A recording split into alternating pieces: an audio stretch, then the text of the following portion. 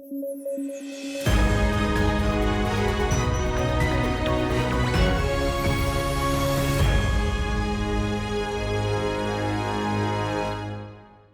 News at 9 programme में आपका स्वागत है। मैं हूं अमृत उपाध्याय। आइए जल्दी से देखें आज के हेडलाइंस। भारत में नहीं है कोई भी safe zone, Lancet planet health की एक रिपोर्ट में हुआ खुलासा। भारत की लगभग 82% आबादी खराब हवा में सांस लेने को मजबूर। कैंसर पेशेंट्स के लिए अच्छी खबर, अत्याधुनिक CAR-T सेल थेरेपी भारत में होगी काफी सस्ती। राष्ट्रीय बायोफार्मा मिशन के तहत उठाया जा रहा है ये कदम। और रूस लगातार बना रहा है यूक्रेन के थर्मल पावर प्लांट्स को निशाना। इस साल रूस ने किए कम से कम 11 ऐसे हमले। यूक्रेन ने पश्चिमी देशों से नासैम्स, हॉक, आइरिस-T जैसे एयर डिफेंस सिस्टम की रखी मांग।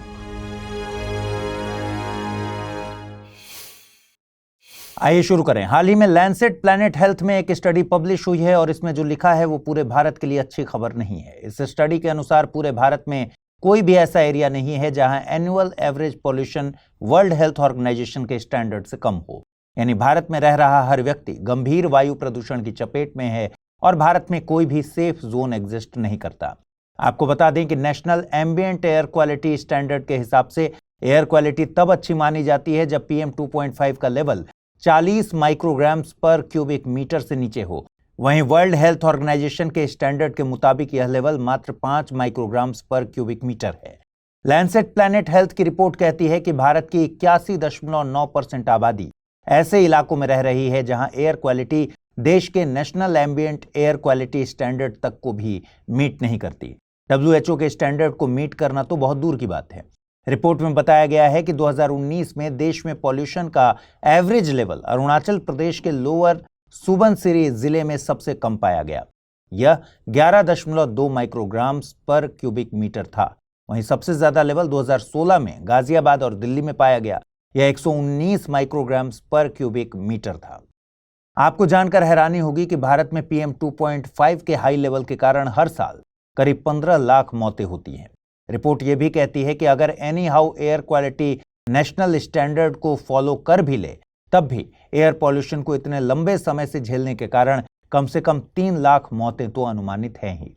देखिए, एयर पॉल्यूशन एक साइलेंट किलर है। इसका ह्यूमन हेल्थ पर धीमा लेकिन डेडली असर होता है। खासतौर पर PM 2.5 खतरनाक नहीं, अत्यंत खतरनाक है। यह रेस्पिरेटरी सिस्टम को तो नुकसान पहुंचाता ही है, साथ ही हार्ट अटैक, स्ट्रोक के खतरे को भी बढ़ा देता है। यह ब्लड प्रेशर बढ़ाता है और सबसे डरावनी बात यह कि बच्चों की फिजिकल ग्रोथ को यह धीमा कर देता है और मानसिक स्तर पर भी नकारात्मक प्रभाव डालता है। रिपोर्ट में बताया गया है कि PM 2.5 के लेवल में अगर 10 माइक्रोग्राम्स पर क्यूबिक मीटर की भी बढ़ोतरी होती है तो डेथ होने के चांसेस 8.6% तक बढ़ जाते हैं। रिपोर्ट कहती है कि पॉल्यूशन के सोर्सेज की पहचान करके बहुत सीरियसली काम करके PM 2.5 के लेवल को एटलीस्ट नेशनल लेवल तक तो लाना ही होगा, जिससे करोड़ों जिंदगियां बचाई जा सकती हैं। इस खबर से जुड़ा एक सवाल 2022 में UPSC की प्रारंभिक परीक्षा में पूछा गया था। देखते हैं। पूछा गया था कि WHO वायु गुणवत्ता दिशा निर्देशों के संदर्भ में निम्नलिखित कथनों पर विचार करें। PM 2.5 का 24 घंटा माध्य 15 माइक्रोग्राम्स पर क्यूबिक मीटर से अधिक नहीं बढ़ना चाहिए और PM 2.5 का वार्षिक माध्य 5 माइक्रोग्राम्स पर क्यूबिक मीटर से अधिक नहीं बढ़ना चाहिए। किसी वर्ष में ओजोन प्रदूषण के उच्चतम स्तर प्रतिकूल मौसम के दौरान होते हैं। PM 10 फेफड़े के अवरोध का वेधन कर रक्त प्रवाह में प्रवेश कर सकता है। वायु में अत्यधिक ओजोन दमा को उत्पन्न कर सकती है। उपर्युक्त कथनों में से कौन सा या से सही है या है? 1, 3 और 4, 1 और 4, 2, 3 और 4, 1 और 2। उत्तर है विकल्प बी यानी 1 और 4। कैंसर एक ऐसी बीमारी है जो पेशेंट्स के लिए तो जानलेवा होती ही है और इनकेस अगर इलाज पॉसिबल भी है तो पेशेंट और उसके परिवार को आर्थिक और मानसिक रूप से तोड़ देती है। कैंसर का इलाज बहुत महंगा होता है। इस वजह से कई वंचित और गरीब लोग इस इलाज को अफोर्ड नहीं कर पाते और एक दुखदाई मृत्यु का इंतजार करते हैं। लेकिन हाल ही में कैंसर पेशेंट्स के लिए एक बहुत सुखद खबर आई है। दरअसल भारत कुछ प्रकार के ब्लड कैंसर्स के लिए एक अत्याधुनिक इलाज बहुत ही किफायती और आसान बनाने की दिशा में एक बड़ा कदम उठा रहा है। इस अत्याधुनिक इलाज को CAR-T सेल थेरेपी के नाम से जाना जाता है। इस इलाज में पेशेंट की ही डिफेंस या इम्यून सेल्स को मॉडिफाई किया जाता है ताकि ये सेल्स बढ़ती हुई कैंसर सेल्स को टारगेट कर सकें और उन्हें मार सकें। आपको जानकर हैरानी होगी कि अगर आप अमेरिका या यूरोप के विकसित देशों में इस तरह का इलाज करवाएंगे तो आपको 3 से 4 करोड़ रुपए तक खर्च करने पड़ सकते हैं। अब भारत चाहता है कि लोग ऐसे इलाज के लिए 3 से 4 करोड़ रुपए खर्च न करें, बल्कि उनका इलाज यहीं पर 25 से 35 लाख में ही हो जाए। आपके मन में सवाल आ रहा होगा कि CAR-T सेल थेरेपी आखिरकार इतनी महंगी क्यों होती है? देखिए, CAR-T सेल थेरेपी में यूज होने वाला एक इंपॉर्टेंट केमिकल है लेंटिवायरस। इसी लेंटिवायरस से ही पेशेंट की इम्यून सेल्स को मॉडिफाई किया जाता है ताकि वो कैंसर सेल्स को मार दे। अब लेंटिवायरस के ही प्रोडक्शन की लागत इस सेल थेरेपी की कुल लागत का लगभग 50% है। इसी कारण यह इलाज काफी महंगा है। अब अगर भारत लेंटिवायरस के प्रोडक्शन को घरेलू स्तर पर करने लग जाता है तो इस इलाज की कुल लागत कम हो जाएगी। इस समस्या के समाधान के लिए राष्ट्रीय बायोफार्मा मिशन अहमदाबाद स्थित इंटास फार्मास्यूटिकल्स को सेटअप करने में सहायता कर रहा है ताकि लेंटिवायरस का कॉस्ट इफेक्टिव प्रोडक्शन किया जा सके। यानी केंद्र सरकार के राष्ट्रीय बायोफार्मा मिशन के तहत CAR-T सेल थेरेपी को भारत में लोगों के लिए किफायती और आसान बनाया जाएगा। इस टारगेट को पूरा करने के लिए भारत की कुछ टॉप संस्थाएं मिलकर काम कर रही हैं, जैसे जैव प्रौद्योगिकी उद्योग अनुसंधान सहायता परिषद और मुंबई का टाटा मेमोरियल सेंटर मिलकर इस दिशा में काम कर रहे हैं। और वैज्ञानिकों के द्वारा अभी हाल ही में किफायती CAR-T सेल थेरेपी के लिए भारत का पहला क्लिनिकल परीक्षण भी किया गया है। आपको यह भी बता दें कि CAR-T सेल थेरेपी उन पेशेंट्स के लिए बहुत उपयोगी है जिनका सामान्य तरीकों से इलाज नहीं किया जा सकता। इसके अलावा CAR-T सेल थेरेपी के दूसरे और भी फायदे हैं, जैसे इसमें अस्पताल में भर्ती होने की जरूरत कम है, सिम्टम्स में तेजी से कमी आती है और सबसे बड़ी बात कि लंबे समय तक दोबारा कैंसर नहीं उभरता। हालांकि इस इलाज की 25 से 35 लाख की लागत शुरुआत में ही इतनी रखी गई है। आगे चलकर जब CAR-T सेल थेरेपी पर काफी रिसर्च हो जाएगी, लेंटिवायरस के प्रोडक्शन में तेजी आएगी और इससे रिलेटेड इंफ्रास्ट्रक्चर हर जगह अवेलेबल हो जाएगा, तब इस इलाज की लागत में और भी कमी आ सकती है और भारत की करोड़ों की आबादी को फायदा हो सकता है। हाल ही में मत्स्य पालन, पशुपालन और डेयरी मंत्री श्री राजीव रंजन सिंह ने राज्यसभा में प्रधानमंत्री मत्स्य संपदा योजना की परफॉर्मेंस और देश में मछुआरों की आबादी से रिलेटेड आंकड़े बताए हैं। सरकार के अनुसार देश में कुल 2.8 करोड़ मछुआरे हैं। देश में मछुआरों के कल्याण के लिए सरकार ने कई योजनाएं चलाई हैं। इनमें से मुख्य है प्रधानमंत्री मत्स्य संपदा योजना। राज्यसभा में बताए गए इन आंकड़ों से पता चलता है कि मछुआरों के कल्याण के लिए सरकार ने जो योजनाएं चलाई हैं वो योजनाएं वाकई में लाभकारी रही हैं या फिर नहीं। देखिए, प्रधानमंत्री मत्स्य संपदा योजना फाइनेंशियल ईयर 2020-21 से 2024-25 तक 5 सालों के टाइम पीरियड के लिए चलाई गई थी। इस योजना के तहत 20,050 करोड़ रुपए अलॉट किए गए थे। इस योजना को बनाते वक्त कुछ टारगेट सेट किए गए थे, जैसे 2024-25 तक 70 लाख मीट्रिक टन अतिरिक्त फिश प्रोडक्शन करना, एक्वाकल्चर प्रोडक्टिविटी को नेशनल एवरेज 3 टन से बढ़ाकर 5 टन प्रति हेक्टेयर करना, पोस्ट हार्वेस्ट नुकसान को 25% से घटाकर लगभग 10% तक लाना। इसके अलावा लगभग 55 लाख डायरेक्ट और इनडायरेक्ट रोजगार के अवसर पैदा करना, फिश एक्सपोर्ट को 2018-19 के 46,589 करोड़ रुपए से बढ़ाकर 2024-25 तक 1 लाख करोड़ रुपए तक ले जाना। और भी कई टारगेट सेट किए गए थे, जैसे 5 साल के टाइम पीरियड के दौरान पर पर्सन फिश कंजम्पशन को बढ़ाकर 12 केजी तक पहुंचाना। अब राज्यसभा में प्रधानमंत्री मत्स्य संपदा योजना का रिपोर्ट कार्ड पेश किया गया। इसके अनुसार पिछले 5 सालों में देश में एनुअल फिश प्रोडक्शन 2019-20 में 141.64 लाख टन था, जो बढ़कर 2022-23 में 175.45 लाख टन के ऑल टाइम हाई रिकॉर्ड तक पहुंच गया है। दूसरा, फिशरीज और एक्वाकल्चर सेक्टर में लगभग 58 लाख डायरेक्ट और इनडायरेक्ट एम्प्लॉयमेंट जनरेट हुआ है। तीसरा, फिश एक्सपोर्ट 2023-24 में लगभग 60,000 करोड़ रुपए तक पहुंच गया है। चौथा, पर पर्सन फिश कंजम्पशन 5 से 6 केजी से बढ़कर 12 से 13 केजी तक हो गया है। इसके अलावा एक्वाकल्चर प्रोडक्टिविटी बढ़कर 4.7 टन प्रति हेक्टेयर हो गई है और पोस्ट हार्वेस्ट नुकसान 10 से 15% तक कम हुआ है। इस तरह यह कहा जा सकता है कि प्रधानमंत्री मत्स्य संपदा योजना ने अपने 5 सालों के टारगेट को ऑलमोस्ट हिट कर लिया है।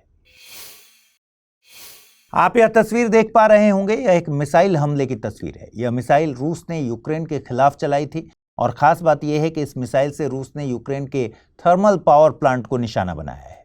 लेकिन यह अकेला ऐसा हमला नहीं है। यूक्रेन ने बताया है कि रूस ने इस साल की शुरुआत से यूक्रेन के एनर्जी इंफ्रास्ट्रक्चर को टारगेट करने के लिए कम से कम 11 बड़े हमले किए। वहीं मॉस्को ने पहले भी यूक्रेन के एनर्जी इंफ्रास्ट्रक्चर पर हमले की बात मानी है, लेकिन रूस कहता है कि वो ऐसे टारगेट पर हमले करना जारी रखेगा क्योंकि ये इंफ्रास्ट्रक्चर यूक्रेनी डिफेंस इंडस्ट्री को सपोर्ट करते हैं। यूक्रेन के अनुसार सर्दियों के दौरान पावर ग्रिड को निशाना बनाना रूस की एक नई स्ट्रेटजी है। अब रूस ने यूक्रेन के एनर्जी इंफ्रास्ट्रक्चर पर अपने हमले बढ़ा दिए हैं, जिससे लाखों लोगों को अस्थायी ब्लैकआउट का सामना करना पड़ रहा है। आपको बता दें कि इस मौसम में इन देशों में टेम्परेचर 0 से काफी नीचे पहुंच जाता है और ब्लैकआउट से नागरिकों को रोजमर्रा की जिंदगी जीने में बहुत दिक्कतों का सामना करना पड़ता है।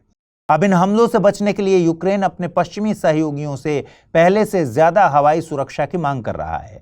कई सोशल मीडिया चैनलों के अनुसार यूक्रेन के कई क्षेत्रों पर क्रूज और हाइपरसोनिक किंजल मिसाइलों से हमला होने की सूचना दी गई है और इन हमलों से बचने के लिए यूक्रेन नैसैम्स या हॉक या आइरिस-T एयर डिफेंस सिस्टम की मांग कर रहा है।